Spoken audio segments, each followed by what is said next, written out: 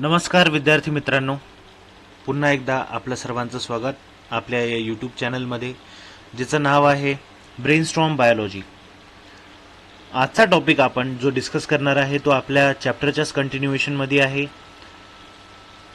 जसं चॅप्टरचं नाव इंडिकेट केलेलं आहे, reproductive organ of female system, आपल्याला यावेळेस डिस्कस करायचं आहे ओव्ही डक्ट. ठीक आहे, डक्टचा अर्थ असतो नळी, छोटीशी ट्यूब, आणि ओव्ही मीन्स एगशी संबंधित, जिथे जिथे एग यानी की ओव्ही, ओवम हा ट्रॅव्हल करतो, तो रूट कुठे ट्रॅव्हल करतो, कसा ट्रॅव्हल करतो, कुठून ट्रॅव्हल करतो, या सगळ्या गोष्टी आपल्याला बघायचं आहे. तर या पार्टमध्ये आपण ऑलरेडी ओव्हरी सारखा पार्ट बघितलेला आहे. आपण ओव्हरी डिटेलमध्ये बघितलेले आहे. आपल्याला जो यावेळेसचा पार्ट बघायचा आहे तो आहे ओव्हिडक्ट. आपण पुढच्या काही लेक्चर्समध्ये युटेरस, वजायना, एक्सटर्नल जेनायटलिया आणि ॲसेसरी ग्लँड्स हे कव्हर करू. तर आता टॉपिकच्या सुरुवात करताना हे बघा, या डायग्राममध्ये बऱ्याचशा गोष्टी क्लिअर होतात. ओव्हरी काय असते, हा आहे infundibulum region with fimbriae. Ampulla region कुठे येतो बघा, डायग्राममध्ये लक्ष द्या. लगेच इन्फंडिबुलम जिथे संपला त्याच्यानंतर एम्पुला सुरू होतो. रूट ट्रॅव्हल करत करत जातो फॅलोपियन ट्यूबपर्यंत. या पूर्ण ट्यूबला फॅलोपियन ट्यूब म्हणायचा. ठीक आहे, त्यानंतर येतो इस्थेमस, त्यानंतर येतो इंटरस्टिशियल पार्ट, आणि मग येते युटेरस. हे पूर्ण हा युटेरस आहे.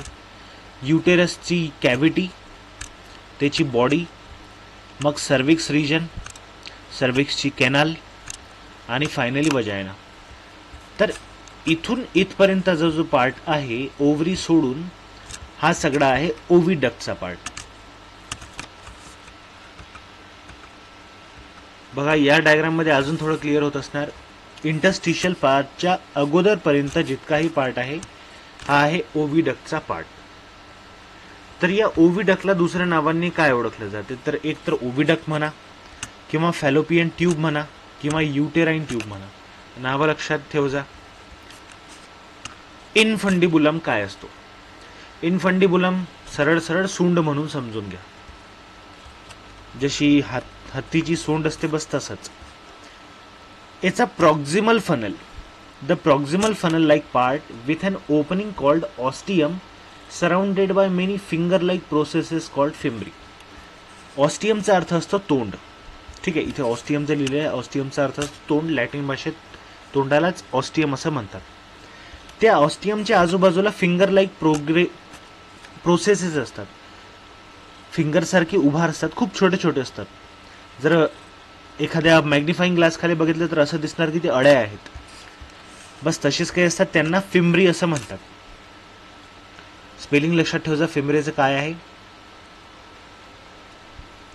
त्यापैकी एक fimbriae, at least one fimbriae is connected to the ovary. ओव्हरीला एक तर कनेक्टेड असतोच फिम्ब्री, त्यापैकी एक फिम्ब्री ओव्हरीला कनेक्टेड असतो. आणि यांचं काम काय, तर जो एग रिलीज झालेला आहे त्या एगला कॅच करणे, बस इतकंच त्यांचं काम आहे. आणि त्याला डायरेक्शन देऊन इन्फंडिबुलम पर्यंत पोहोचवणे, हे त्यांचं काम आहे. या ओव्हिडक्टमध्ये त्यांना डायरेक्ट करतात, ते एगला डायरेक्ट करायचं काम सुद्धा फिम्ब्रीचं आहे. की चल बाबा इकडे जा रे तू, असे काही कामं घडतात.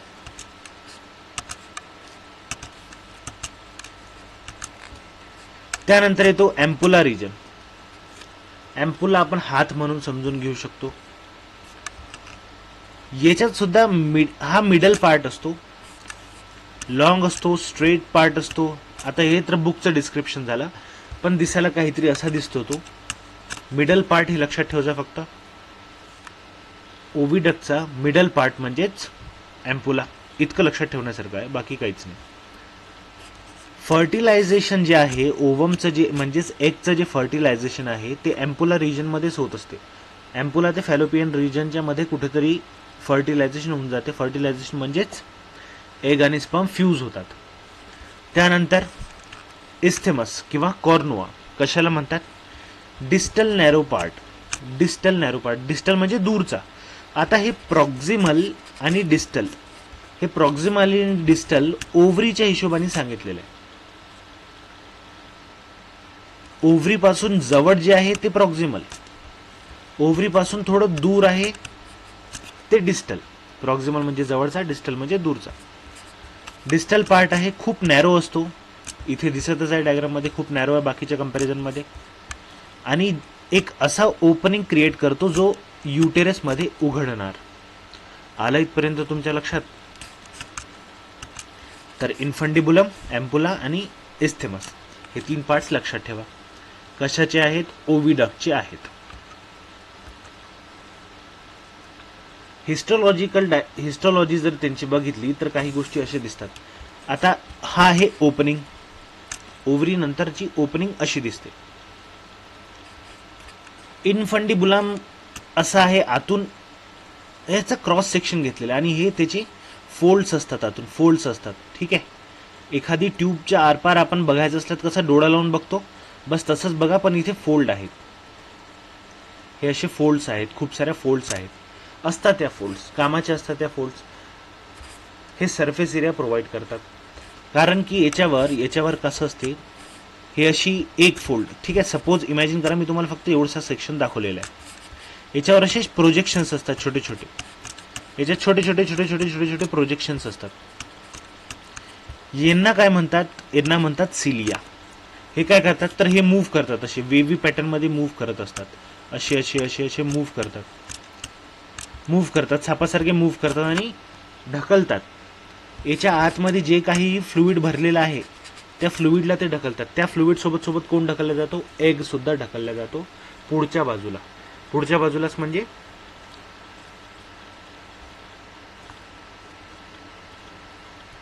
इस्थेमसच्या साईडला. ठीक आहे, या बाजूला तो ढकलला जातो. बघा ओपनिंगचं ओपनिंग सुद्धा तुम्हाला दिसत असणार की थिकनेस कशी कमी होत आहे. इथे खूप मोठी ट्यूब आहे बाहेरून बघायला, इथं सुद्धा खूप मोठी ट्यूब आहे आणि इस्थेमस त्या मानाने छोटा आहे.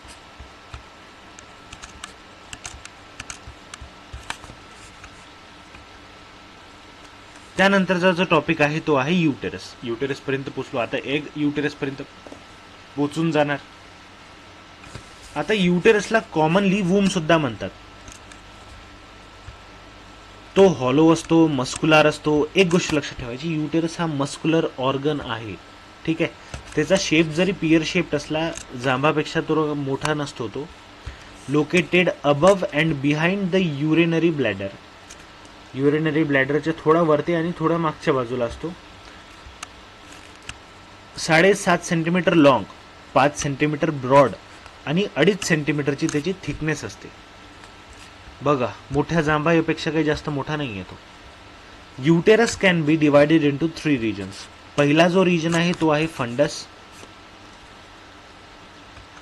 सेकंड रिजन जो असतो तो बॉडी, आणि फायनल आणि खालचा रिजन त्याला आपण सर्विक्स म्हणू शकतो. ठीक आहे, हा फंडस रिजन झाला. हा टोटल इथून इथपर्यंत हा फंडस रिजन आहे.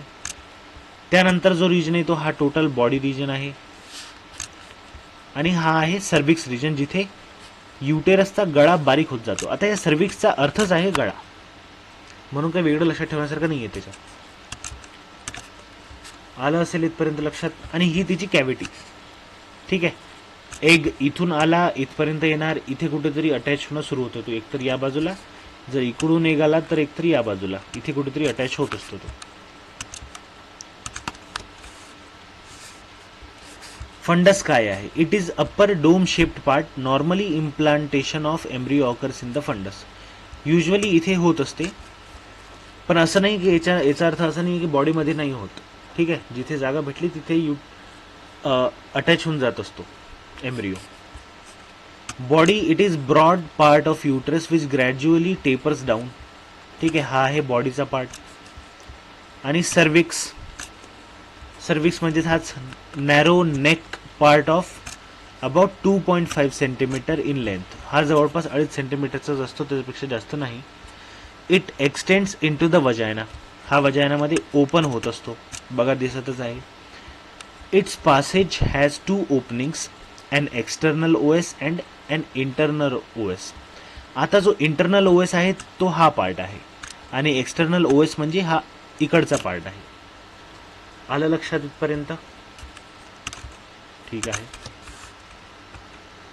हे बघा युटेरसची वॉल कशी दिसते. इथे तरी जनरल डायग्राम आहे, आपण पुढच्या स्लाइडमध्ये अजून थोडं डिटेलमध्ये डिस्क्राईब करू या गोष्टींना. आता हा जो युटेरस आहे, युटेरसची वॉल कशी असते ते बघा. युटेरसची वॉल 3 लेयर्समध्ये डिस्टिंग्विश करू शकतो आपण. एक आउटर मोस्ट असते वॉल, ठीक आहे. आता आउटर मोस्ट वॉल आहे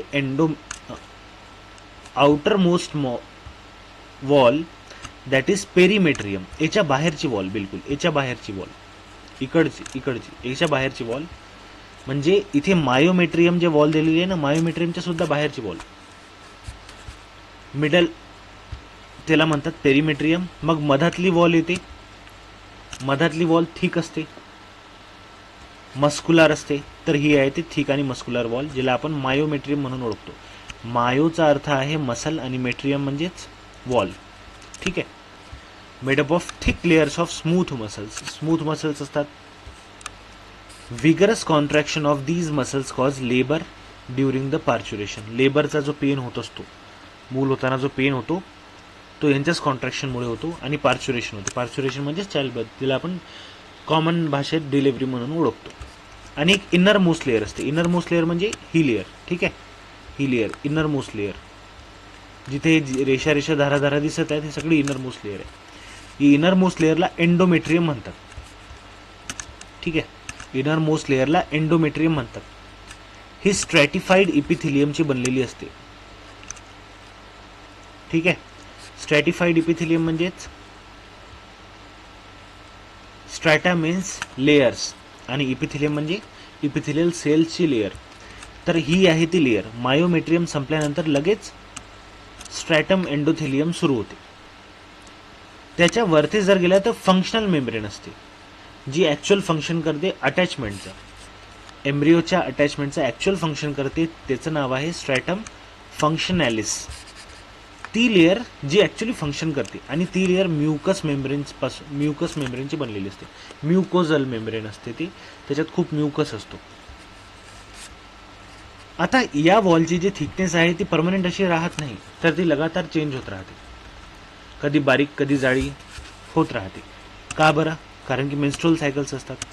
त्याच मेन्स्ट्रुअल सायकलमध्ये त्याची वॉलची थिकनेस चेंज होत राहते. आता इथून जर आपण या डायग्रामच्या हिशोबाने बघितलं, आणि क्रॉस सेक्शन घेऊन बघितला त्याच वॉलचा, तर ती अशी दिसू शकते, ठीक आहे.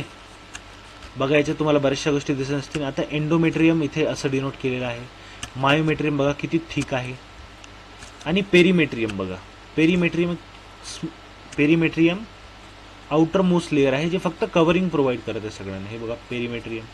पेरी मीन्स आजूबाजूला, मेट्रियम मीन्स वॉल, सिम्पल. आणि याच्यात खूप सारे आर्टरीज, वेन्स असतात. ओके, आलं असेल इथपर्यंत लक्षात. तर हे आहे आजचं लेक्चर. इथे आपण कन्क्लूड करू शकतो. हिस्टोलॉजी बघायची असली तर तुम्ही अजून इथे डिटेलमध्ये बघू शकता.